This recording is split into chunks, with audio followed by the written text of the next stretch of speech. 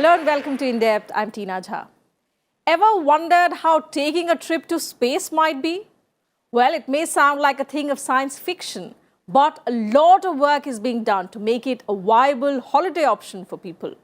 For more than a decade, a number of companies have been working to make commercial space tourism a reality. On 13 December 2018, Richard Branson's Virgin Galactic company moved a step closer towards this goal. It flew the spacecraft SpaceShip Two more than 50 miles above the Mojave Desert in California on Thursday, climbing into the edge of space for about a minute. It landed successfully after touching the required altitude. Now, if this flight takes a commercial turn, Virgin Galactic promises a stunning view of the planet from space and also some moments of weightlessness. Today in Depth, we try and understand what space tourism is. When did it start? What can the space tourism look forward to? And the benefits and future of flying tourists into space.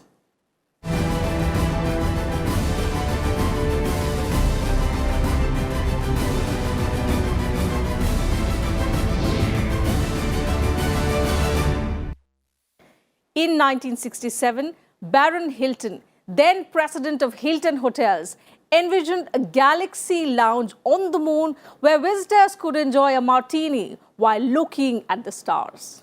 Since then, space tourism has taken many steps towards the goal. Richard Branson's Virgin Galactic is offering a 2.5-hour flight with 6 minutes of weightlessness and some incredible views of Earth from outer space. Now, this will not be cheap. No scientific qualifications will be needed, except for a few fitness tests and training ahead of the flight.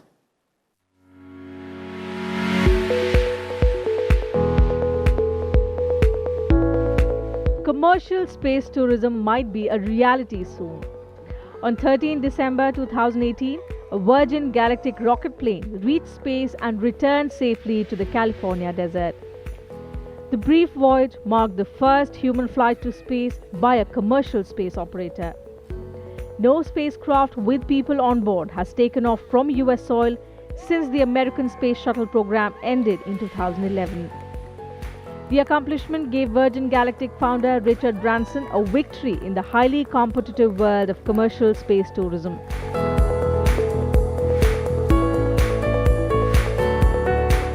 The British billionaire started Virgin Galactic in 2004 with an objective to ferry tourists on short flights into space.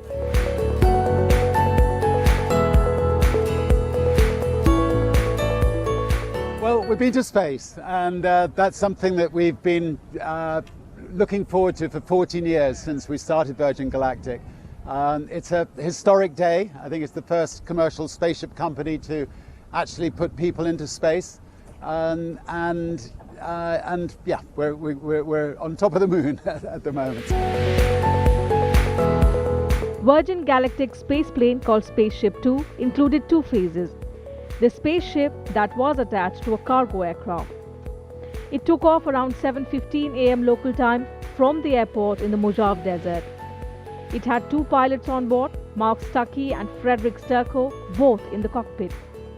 The craft also carried research payloads that simulated the weight of carrying passengers. It soared at speeds topping out at 2.9 times the speed of sound, that is around 2,200 miles per hour, through nearly 3 layers of Earth's atmosphere to reach space. After ascending to about 43,000 feet, the two craft separated and the pilots fired up the rocket. According to the company, SpaceShip Two climbed above 271,000 feet or about 51.4 miles. The US Air Force and the National Aeronautics and Space Administration consider 50 miles up to be the edge of space.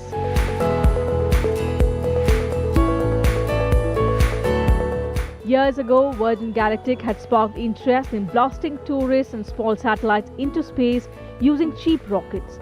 But an accident in December 2014 forced the company to maintain a low profile. Now, with the successful test flight, the space venture company is expected to accelerate commercial efforts to send tourists and small satellites aloft using low-cost rockets.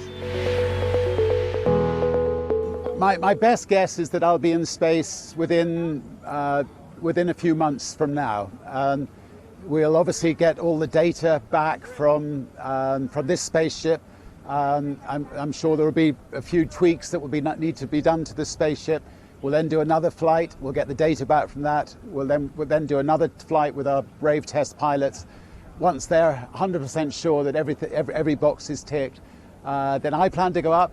And then we have 700 people who signed up to go into space, and we'll start sending those people to space.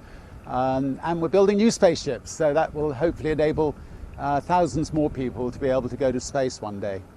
So initially, it will be expensive to go to space.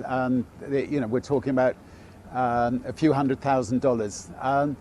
But in time, as we build more and more spaceships and more people travel, the price will come down. And ultimately, we hope that it'll be affordable to many people watching this program. But we're going to need to build quite a lot of spaceships to enable that to happen.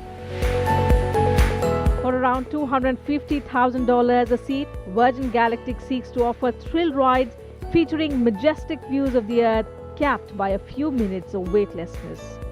Bureau Report, Rajya Sabha TV.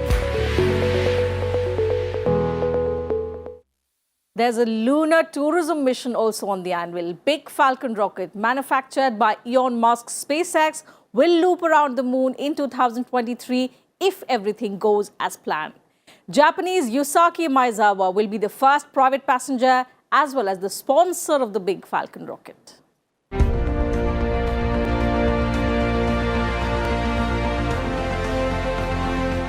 On 17 September, founder of SpaceX Elon Musk announced that the first private passenger had signed up to fly around the moon in SpaceX's enormous Big Falcon rocket. Japanese billionaire Yusaku Maezawa will be the first passenger to ride around the moon in the Big Falcon rocket in 2023. He's also sponsored the historic flight.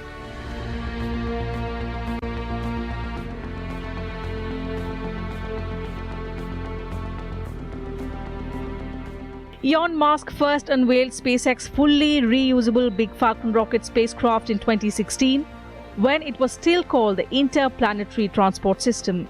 The design was refined in 2017. This final design, however, is larger than the 2017 version and will stand 118 meters tall when fully assembled. It can fly up to 100 people and carry 90 metric tons of payload in space. BFR is essentially a massive spacecraft suited for long-distance travel. The interior is custom configured for each trip with areas for cargo, emergency air, supplies, living quarters and zero-gravity entertainment. The mission will launch from Earth to loop around the moon and may fly further ahead into space to see both the moon and Earth from a distance. After this, the crew will return to Earth in a vertical landing procedure. The trip is set to last for 5 days. The test schedule for BFR is as follows: an half-an-hour flight next year and then an high-altitude, high-velocity flight in 2020. There will be plenty of tests without passengers, but the actual first-manned flight to orbit will be in 2023 if all goes as planned. Estimated cost of BFR is $5 to $10 billion. There are 8 carefully selected passengers. The first passenger, Yusaku, has purchased the entire flight and wants travel with artists. The entrepreneur said he wanted his flight to have a special meaning, one that will serve his goal of promoting peace across the world. Bureau Report, Rajya Sabha TV. And time for a short break on the program. We'll be right back. Do stay with us.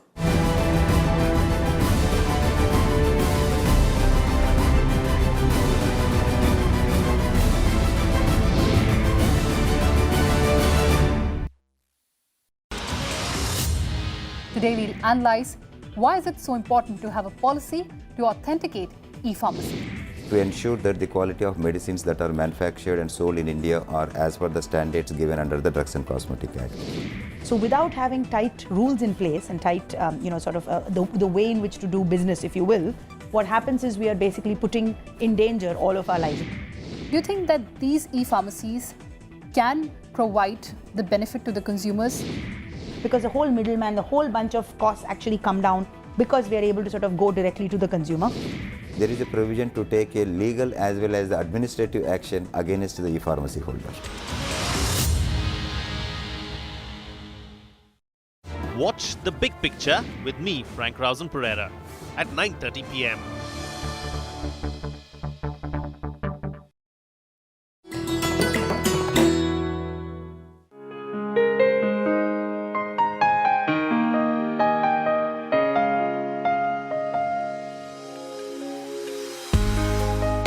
The prolific British poet and story writer Joseph Rudyard Kipling, one of the first masters of short stories in English. In 1894 appeared his Jungle Book, which became a children's classic all over the world. Kim, the story of Kimball O'Hara and his adventures in the Himalayas, is perhaps his most felicitous work published. Set in and concerned with India he had come to know and love so well. In 1907, Kipling became the first English language writer to receive the Nobel Prize for Literature.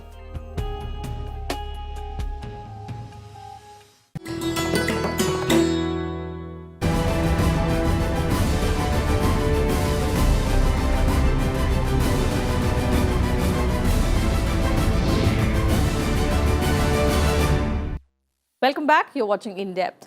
Virgin Galactic and SpaceX are not the only ones planning to take tourists into space. In fact, they're not even the first to do so. Space Adventures has sent 7 tourists into space so far, with American businessman Dennis Tito being the first one to do so. But all these flights have been on the Soyuz rocket to the International Space Station. The companies now developing space tourism programs have plans to venture deep into space with luxury space hotels and some short duration missions. Let's take a look at the history as well as the future of space tourism. Dennis Tito, a 60-year-old American businessman, scripted his name into history books when on April 28, 2001, he left the Earth's atmosphere to spend nearly 8 days in space. He stayed aboard the International Space Station, spending $20 million to do so. NASA objected to Tito's sojourn into space, citing his short training period, which they thought was insufficient for the task being undertaken. However, the tourism company Space Adventures finalized a deal with the Russian agency Roscosmos and got Tito a seat in a Soyuz. Tito thus became the first man to travel to space purely as a tourist. Since then, there have been just 6 other space tourists, all traveling aboard a Soyuz to the ISS. The last one was Guy Laliberte, the founder of Cirque du Soleil, who flew into space in 2009. This early space tourism era was short-lived because the crew aboard the ISS was doubled in 2009, leaving no room for visitors on the station. But the 7 space tourists won't be alone for long. Numerous private companies are engaged in developing their own space tourism programs. Besides Virgin Galactic and SpaceX, there is Blue Origin, Amazon's Jeff Bezos' private spaceflight venture. In addition to these heavy hitters, there are several other smaller companies offering tourists a chance to reach space. In April this year, Orion announced its plans for the world's first luxury space hotel, the Aurora Station. Using the company's proprietary technology and construction methodology, the Orion will begin construction in space in 2021. The proposed space station will have 2 private suites where a total of 4 guests and 2 crew can stay.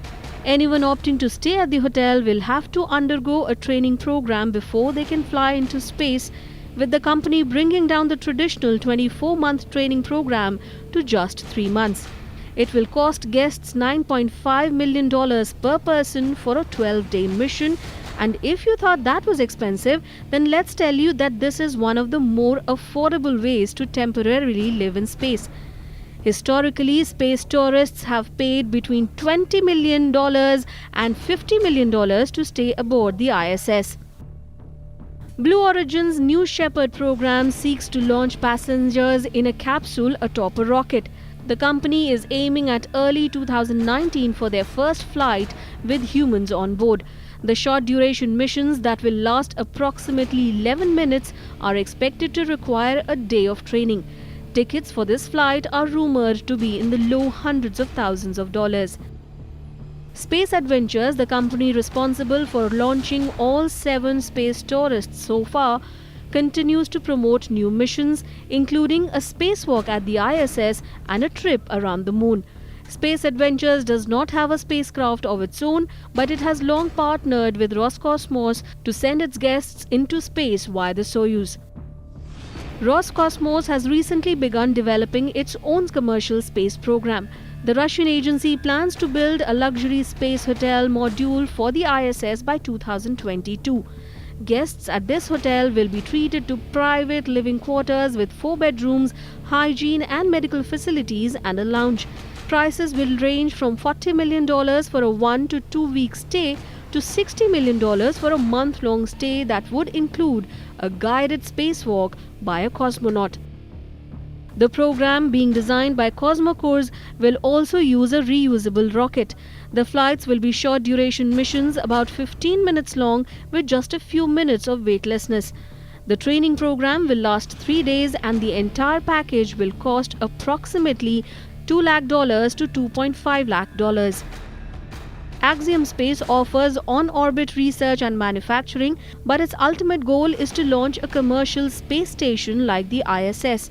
The company plans to send modules to the ISS by 2021 and establish its own space station by 2024. Private clients will be able to book 7 to 10-day missions to this station. Bureau Report, Rajya Sabha TV. Going to space is a rare privilege, but it also takes a lot of preparation. The rigorous physical training to endure extreme conditions, stamina, strength, familiarity with equipment are some vital elements before undertaking this adventure ride. In our next report, let's talk about the things to know before space travel.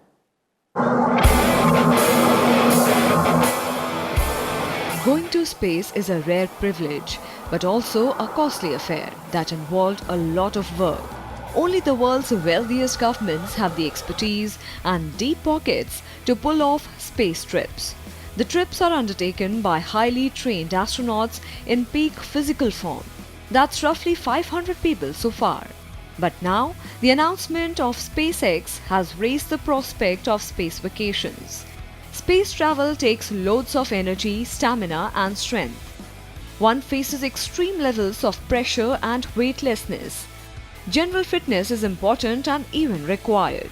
Apart from space camp or zero-gravity flights, a medical exam is necessary to even qualify for space travel. For starters, a person needs to be between 160 centimeters to 185 centimeters in height and between 50 kilos to 95 kilograms in weight. Apart from physical conditioning, they have to go through rigorous training program, similar to what all astronauts go through. Most programs last 8 to 10 days and can be done even without the intent of space flight. The programs get people mentally prepared for space flights and also help them to understand the technology space tourism. Space simulators used by cosmonauts teach the basics of being at the controls of a space shuttle. There are two kinds of space tourism at this present time on Anvil. One is earlier 4 people, including Elon Musk and Ansari, many people went, about 4 people went. They had to go through a rigorous training like any other astronaut and they were launched through the traditional space missions and they reached space and then came back within few days.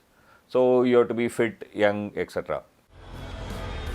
Space travel requires toughness, aptitude and detail-oriented nature. Every single malfunction in theory or experience is reviewed in training. Space tourists have to master the ins and outs of their vessel, from stowing supplies, preparing a meal or dealing with waste receptacles. Clothes are chosen months in advance before a space flight. Further, any equipment or food item has to be checked out long before the trip. The space age may be entering a new phase, but it's the question of safety that is a hurdle to tourism. Companies involved don't reveal the cost of a flight, but it could well be in tens of millions of dollars. Virgin Galactic asks for a deposit of over £2 lakh for a seat to space and membership of the future astronaut community. But as technology advances, the price is expected to come down and flights become less expensive. Bureau Report, Rajya Sabha TV.